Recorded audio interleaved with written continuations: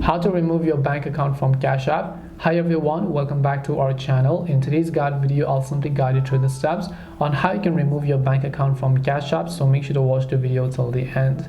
In order to remove your bank account from Cash App, all you have to do is simply go ahead and first of all launch Cash App on your device. Once you launch Cash App, if you've linked any of the banks before and now you want to remove them, just tap the account icon from the top right hand side of the screen. Once you tap the account icon from the top right hand side, scroll down and then here you'll find an option called Linked Banks, so just make sure to tap on it. When you tap on Linked Banks, you'll be able to see a list of all the banks that you might have added over here. Once you've added all those banks, you should be able to find them respectively and then find the option to tap on it, and then you'll find the option to remove the bank as well. That is it on how you can remove your bank account from Cash App. Hope this video was helpful, and if it did help you, make sure to leave a like and subscribe to our channel. And if you have got any questions, then feel free to leave them down in the comment section. Thank you very much for watching till the end, and see you in the next video.